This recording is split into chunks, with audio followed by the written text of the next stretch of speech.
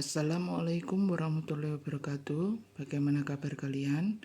Semoga masih dalam keadaan sehat walafiat semuanya. Pada pagi hari ini kita kembali belajar mengenai pelajaran kearsipan. Pada pertemuan yang sebelumnya, Budian telah menjelaskan tentang bagaimana arsip itu diciptakan dan bagaimana kalian pertama kali mendapatkan arsip.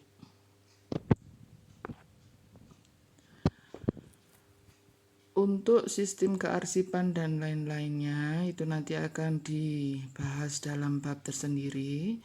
Ini adalah gambar tata penyimpanan arsip yang rapi. Dan satu gambar yang paling kiri itu adalah contoh arsip yang tidak tertata dengan rapi.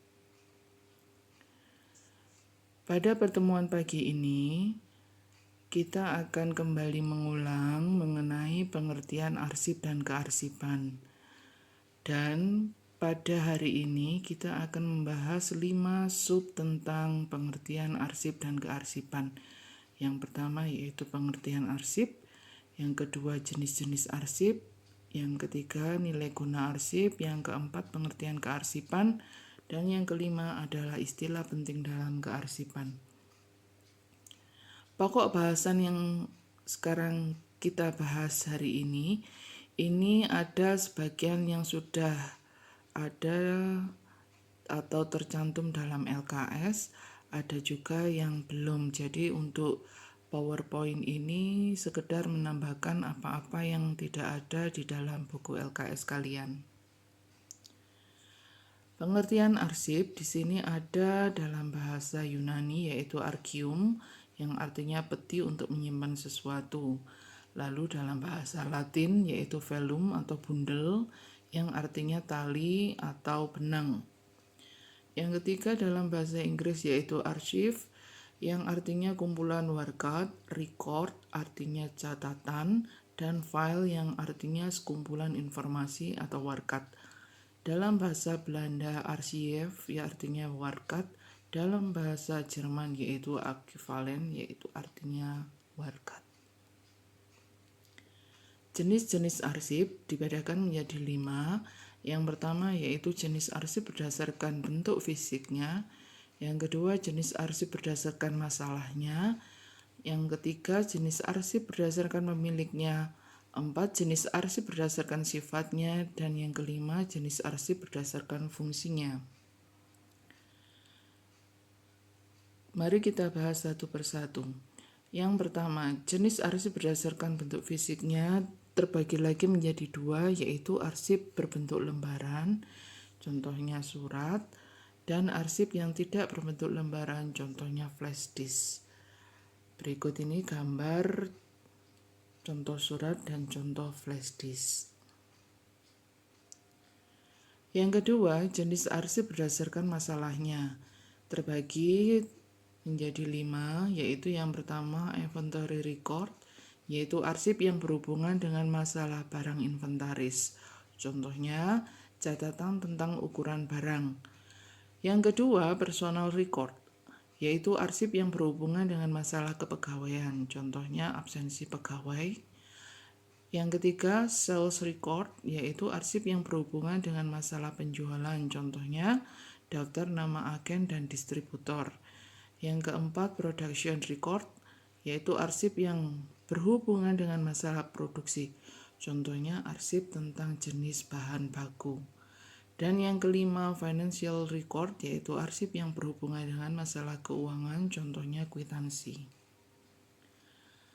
Yang ketiga, jenis arsip berdasarkan pemiliknya dibagi lagi menjadi 2, yaitu yang pertama milik lembaga pemerintahan, yaitu contohnya Arsip Nasional Indonesia atau disingkat dengan ANRI.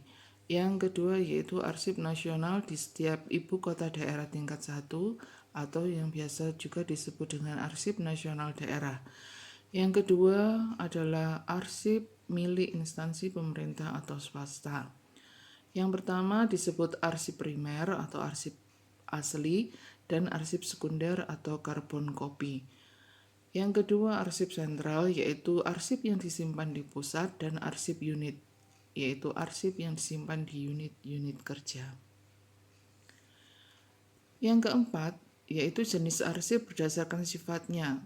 Dibagi lagi menjadi 5. Yang pertama yaitu arsip tidak penting atau sekedar informasi. Contohnya surat undangan. Yang kedua, arsip biasa. Arsip yang semula penting menjadi tidak penting. Contohnya surat lamaran kerja. Yang ketiga, arsip penting, yaitu arsip yang berhubungan dengan masa lalu, sekarang, dan masa depan. Contohnya surat perjanjian. Yang keempat, arsip sangat penting, yaitu arsip sebagai alat pengingat selamanya, contohnya naskah proklamasi. Yang kelima, yaitu arsip rahasia, adalah arsip yang hanya boleh diketahui oleh orang tertentu saja, contohnya hasil penilaian pegawai. Yang kelima, jenis arsip berdasarkan fungsinya. Dibagi menjadi 2, yaitu yang pertama arsip dinamis, adalah arsip yang dipergunakan secara langsung dalam perencanaan atau penyelenggaraan administrasi. Terdiri dari arsip aktif, yaitu arsip yang dipergunakan terus-menerus dalam kegiatan kantor, arsip semi-aktif, yaitu arsip yang frekuensi penggunaannya menurun, dan arsip inaktif, yaitu arsip yang sangat jarang digunakan. Yang kedua, arsip statis adalah arsip yang tidak dipergunakan secara langsung dalam perencanaan atau penyelenggaraan kegiatan administrasi. Pokok bahasan yang ketiga yaitu nilai guna arsip.